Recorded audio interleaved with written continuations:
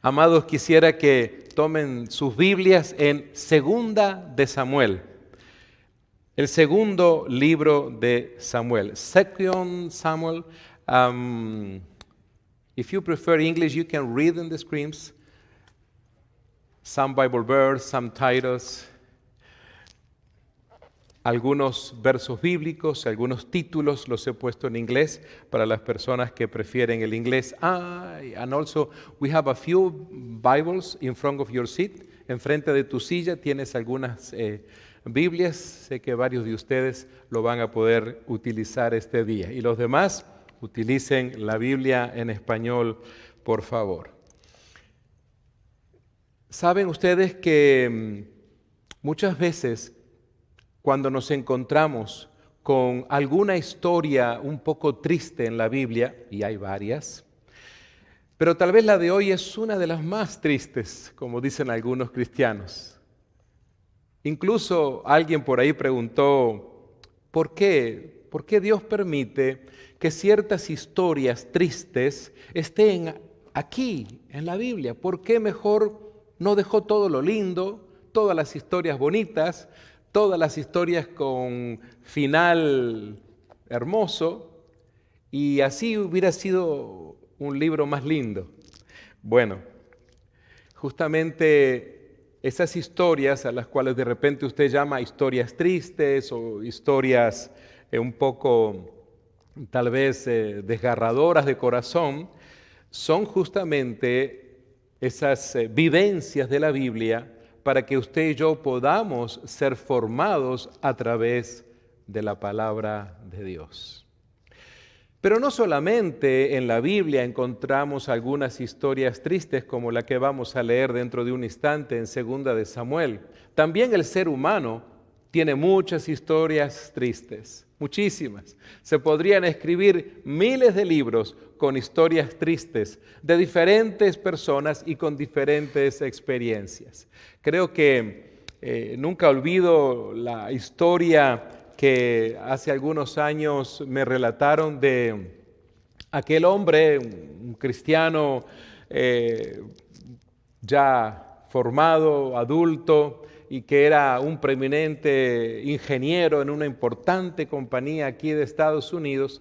Y en una oportunidad entonces la compañía le dijo, tienes que ir a la India, es un viaje largo, vas a demorar por lo menos de una semana a 10 días, pero tienes que ir tú eres el que conoce este programa, tú eres uno de los diseñadores nuestros y queremos que vayas a la India porque están teniendo problemas, no están entendiendo lo que nosotros le hemos vendido, lo que le hemos programado, las diferentes partes, en fin, le dijo su jefe, tú tienes que ir. Así que bueno, le dijo a su esposa y a sus hijas, que eran muy pequeñas, que tenía que hacer ese viaje. Era un viaje de trabajo, 100% de trabajo.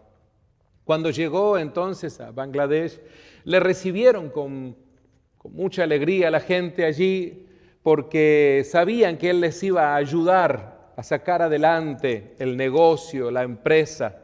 Habían invertido mucho y ahora entonces, de manera muy gentil, la compañía en los Estados Unidos les enviaba a alguien para sacarlos del aprieto. El asunto es que él trabajó con ellos, los capacitó, les enseñó bastante, les dio muchos tips, dedicó muchas horas, muchos días de trabajo. Así que llegó al final el día en que todo funcionaba bien, la gente estaba contenta, los operarios, los managers, los jefes de área, el presidente de la compañía, sumamente contentos porque todo estaba funcionando a las mil maravillas, como ya se había pensado, especialmente porque habían enviado a uno de los mejores ingenieros que tenía la compañía aquí. El asunto es que ocurrió algo aquella tarde, ya donde él había ido al hotel a descansar y ya a prepararse porque al otro día temprano iba a tomar el avión de regreso a los Estados Unidos, un viaje largo también. Así que entonces, mientras estaba preparando su maleta, golpearon a la puerta y se sorprendió, dijo, ¿será que habrá pasado algo, algo no quedó bien.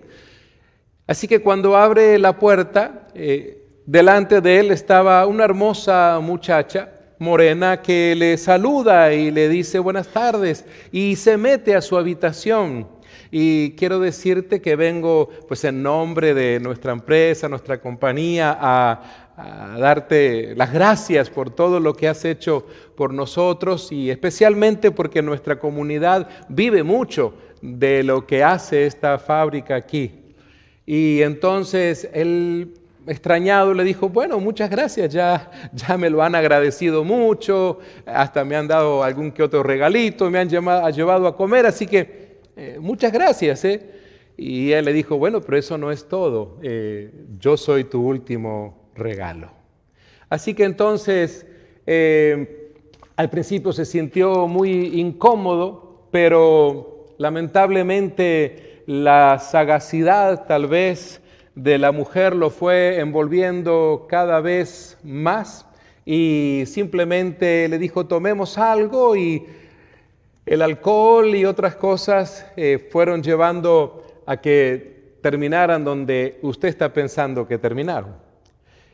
El asunto es de que él dijo, bueno, esto fue algo que nadie lo sabe, estoy tan lejos, en un continente tan lejano. Al otro día a la mañana, él estaba solo en su cuarto, así que se levantó, fue entonces al baño a prepararse, ya listo para tomar el avión. Y algo que le sorprendió cuando estaba lavando su cara, miró en el espejo y alguien había escrito con ese lápiz labial, Welcome to the AIDS world, bienvenido al mundo del SIDA. Él inmediatamente borró todo eso, se sintió muy apesadumbrado, pero se fue al aeropuerto, regresó a los Estados Unidos y bueno, trató de poner en su mente que aquella noche nunca había ocurrido, simplemente trató de borrarla. A los pocos semanas fue al médico, estaba bien de salud, le dijo, estás perfecto, así que él siguió su vida. A los 6 meses su esposa enfermó, cada día estaba más enferma, muchos médicos le veían, especialistas, nadie entendía qué estaba pasando. Y tomó como 3 meses más de muchos análisis de sangre de todo tipo hasta que un médico, el médico principal de la familia, les dijo, quiero que vengan, tengo algo que necesito conversar con ustedes. Y entonces ellos fueron, porque estaban preocupados obviamente por la salud de su esposa, y le dicen, miren, no sé cómo decirles esto, les conozco a ustedes de hace tantos años, ustedes son una familia hermosa, un matrimonio tan lindo con sus hijas, y no entiendo cómo habrá pasado esto, tengo muchos años en la medicina y nunca había visto un caso como este. Verdaderamente es la primera vez que veo algo así, porque les conozco, porque sé qué tipo de personas son ustedes, pero la realidad es que todos los análisis a mí y a mis colegas nos han llevado a corroborar, ingeniero, que su esposa lo que tiene es SIDA y en un grado avanzado. Entonces ellos se sorprendieron mucho, especialmente ella, pero mientras él entonces continuaba hablando en su mente, él comenzó a pensar y 5 minutos después él cayó de rodillas y comenzó a llorar y a pedirle perdón a su esposa, pero ni su esposa ni el médico entendían por qué ese hombre estaba de rodillas llorando y clamando perdón. El asunto es que él confesó la situación que él había vivido hacía varios meses atrás, allá en aquel trabajo que él fue a hacer a la India. Y él le decía al médico que yo no puedo entender cómo, además de esta situación del pecado que he cometido, ahora le esté pasando esto a mi esposa. Si usted mismo me dijo que yo estoy bien de salud, sí, es cierto, pero puede ser entonces que sin embargo esa enfermedad está en usted, no se activó en su cuerpo, pero usted contagió a su esposa y en ella sí se activó y por eso tenemos este cuadro. Así que entonces 6 meses después estaba enterrando a su esposa. Con mucho dolor, mucho clamor, pidió tanto perdón a Dios y el pastor de su iglesia le compartió justamente algo importante y le dijo, mira, claro que Dios te perdona, pero las consecuencias estuvieron aquí presentes y están en tu vida. En cierto momento, esto me hace recordar entonces la historia del rey David. Fíjense en ustedes que en el pasaje que estamos hoy en segunda de Samuel, si usted quiere desde el verso 1 puede ir leyendo, este pasaje tiene un gran valor, ya que nos ofrece esperanza sobre la grandeza de la gracia perdonadora de Dios, mientras que nos advierte de las terribles consecuencias del pecado, aún del pecado perdonado. Y voy a hacer énfasis en esto porque muchas veces, aún creyentes, piensan que una vez que somos perdonados del pecado, entonces ahí termina todo. Soy perdonado del pecado y que de manera automática, porque fui perdonado del pecado, también soy sanado, también todo se arregla, también comienzo a tener dinero en las cuentas de banco, etcétera, etcétera. Y no es así. Una cosa es ser perdonado y otra cosa son las consecuencias. Tú puedes ser perdonado, siempre Dios va a estar dispuesto a perdonarte cada vez que tú se lo pidas, pero debes de saber que las consecuencias no son eliminadas por el perdón. Repito, las consecuencias no son eliminadas por el perdón. A veces la misericordia de Dios es muy, muy grande, eso sí es cierto.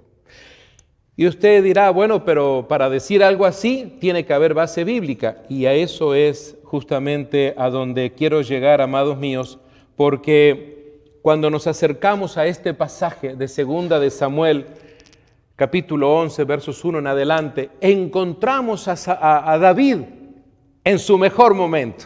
Así como el ingeniero era un hombre de muy buena reputación, David está muy bien. Su trono ya ha sido establecido, de eso no nos cabe duda. Sus enemigos han sido derrotados y se están llevando a cabo las preparaciones también para la construcción del templo en Jerusalén. Así que cualquiera podría decir, wow, David estaba en el momento, el mejor momento de su vida.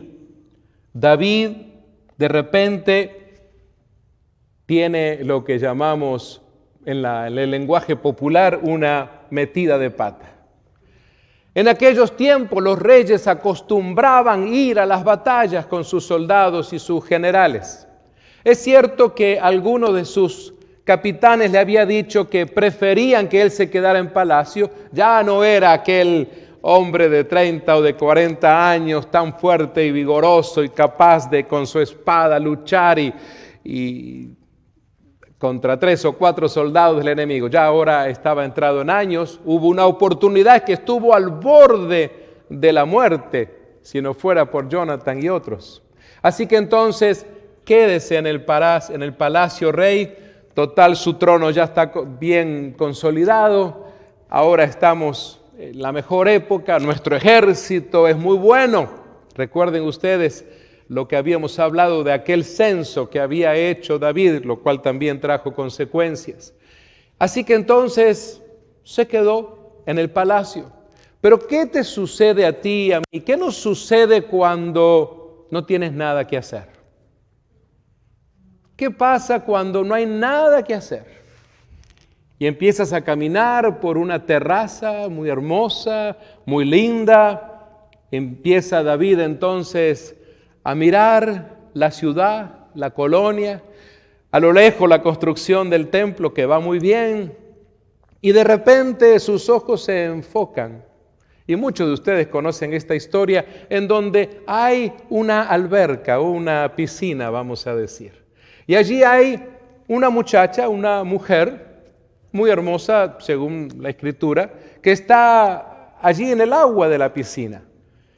Y en aquellos días parece ser que se acostumbraba a que la persona se metiera al agua completamente desnuda. El asunto es entonces de que en ese momento que David está así, él es el rey. Él solamente tronaba sus dedos, daba una orden y había que cumplirla. No se le argumentaba nada a David. Así que entonces dijo, ¿quién es esa muchacha? A uno de sus siervos. Y se lo comentó. Le dijo que era la esposa de Urías, uno de sus capitanes o generales. El asunto es que entonces él mandó traerle y en aquella tarde, tal vez de verano, pasó lo que pasó. La misma situación que vivió aquel ingeniero en la India. Otra vez, entonces, en este caso, David ha caído en el pecado, entonces, también de adulterio. También de desear la mujer de su prójimo. El asunto es que cualquiera podría, o mejor dicho, él habría pensado, aquí no pasó nada, yo soy el rey. Urías está lejos, allá en la batalla. Fue una canita al aire que me eché.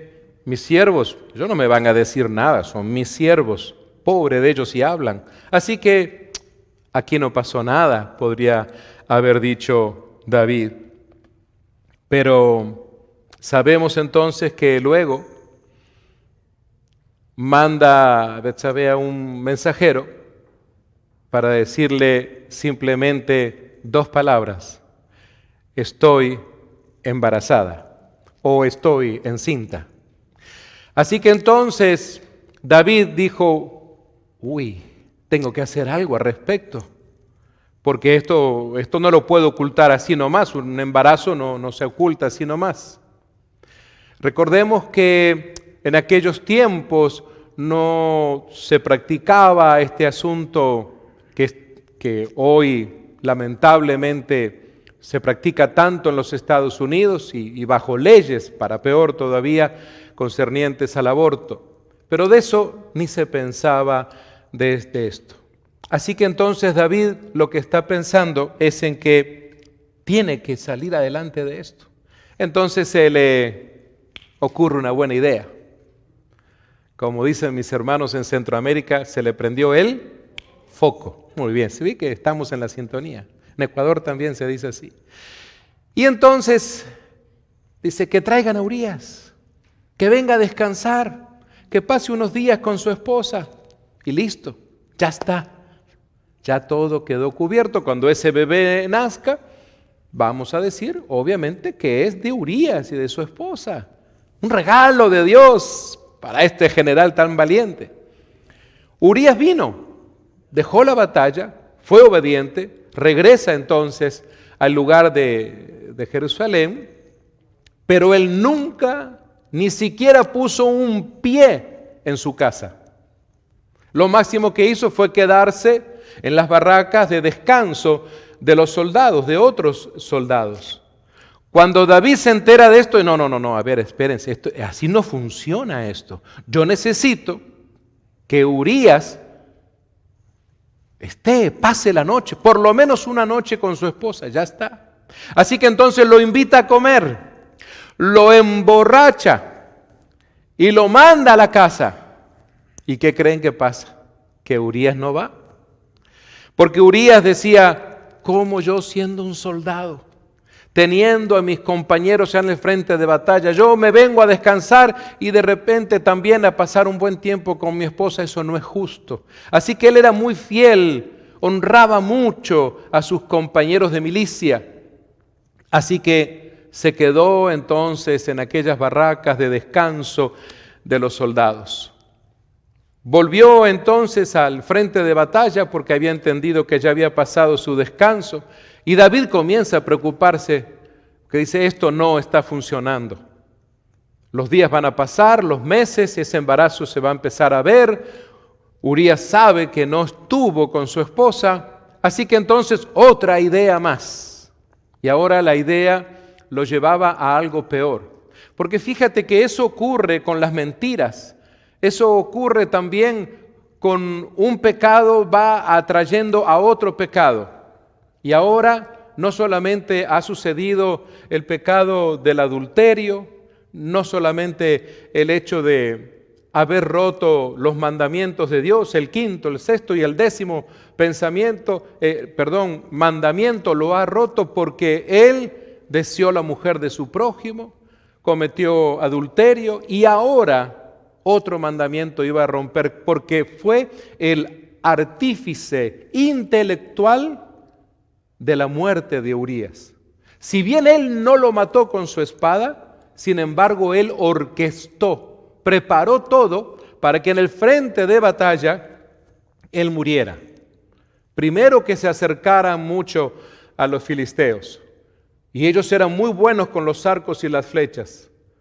Muchos se habrán estado sorprendidos de decir, pero qué raro que el rey David, si él es un soldado, un estratega, él sabe que no tenemos que acercarnos a determinada cantidad de pies. En un momento determinado, aún todavía había organizado que se le dejara solo en el frente de batalla y obviamente le dieron muerte a Urías. Así que entonces ahora vaya usted sumando los pecados de David. Pero David entonces parece que siempre tenía ideas. Aunque recuerden que estamos hablando de un hombre conforme al corazón de Dios. Y aquí es donde muchos pueden tener problemas, decir, ¿cómo? Espérese, un hombre con todos estos pecados fue un hombre con el corazón conforme a Dios. Seguramente que usted tiene todo el derecho de estar como desconfiando un poquito de algo así. Especialmente porque David luego quiere que la gente vean un rey compasivo, un buen rey, que llama a la viuda y le dice, vente conmigo, vente al palacio, ven a vivir conmigo, serás una de mis esposas. De repente, probablemente alguien que vio el embarazo dirá, mira, quedó viuda y ese bebé va a ser huérfano. Urías murió en la batalla, pero mira qué rey tan bueno tenemos, qué rey extraordinario, qué preciosa persona llevó a la viuda al palacio y ese niño ahora se va a criar en palacio, ese niño no va a ser huérfano, va a tener al rey como padre. Así que imagínense ustedes que esto podría llevarse, y ya se llevó, creo yo, a una película, ¿verdad? Tal cual como lo estamos viendo. El asunto, amados míos, es de que en cierta oportunidad vuelve a ocurrirle a David que los profetas son enviados por Dios para exhortar a David, como sucedió cuando hizo el censo. Con aquel profeta ahora se presenta otro profeta. Y este profeta es Natán. Y quisiera que fuéramos juntos a 2 de Samuel, capítulo 12. Y vean ustedes entonces que para David todo está resuelto. Nadie lo está culpando de homicida, nadie lo está culpando de haber quebrantado los mandamientos de Dios, nadie le está llamando a él adúltero, fornicario, todo está bien. Esta vez está en el palacio, el bebé ya ha nacido. Y llega entonces un día en que el Señor envía a Natán para que le contara a David una historia. David recibe a Natán, dijo, bueno, a ver, ¿qué historia tendrá Natán para contarme? Qué interesante que el profeta venga al palacio a hablar conmigo. Estoy en 2 de Samuel capítulo 12, versículo 2. Dice que había 2 hombres en cierta ciudad, y esto es lo que cuenta Natán. Uno era rico y el otro era pobre. El hombre rico poseía muchas ovejas y ganado en cantidad. El pobre no tenía nada, solo una pequeña oveja que había comprado. Él crió esa ovejita, la cual creció junto con sus hijos. La ovejita comía del mismo plato del dueño y bebía de su vaso, y él la acunaba como a una hija. Cierto día llegó una visita a la casa del hombre rico, pero en el lugar de matar un animal de su propio rebaño o de su propia manada, tomó la ovejita del hombre pobre, la mató y la preparó para su invitado. Entonces David en ese momento interrumpe a Natán, se pone furioso y le dice: tan cierto como el Señor vive, juro, cualquier hombre que haga semejante cosa merece la muerte. Debe reparar el daño dándole al hombre pobre 4 ovejas por la que le robó y por no haber tenido compasión. Entonces David, levantando su cabeza y mirando al rey David, le dijo: tú eres ese hombre. El Señor Dios de Israel dice: yo te ungí rey de Israel. A todo esto, imagínense David. ¿Cómo estarían los ojos de David? Estaría pálido seguramente él en ese momento, escuchando con suma atención lo que Natán está diciendo, porque él mismo acaba de hacerse juez de esa historia. Yo te ungí rey de Israel y te libré del poder de Saúl. Te di la casa de tu amo, sus esposas y los reinos de Israel y Judá. Y si eso no hubiera sido suficiente, te habría dado más, pero mucho más. ¿Por qué entonces despreciaste la palabra del Señor e hiciste este acto tan horrible?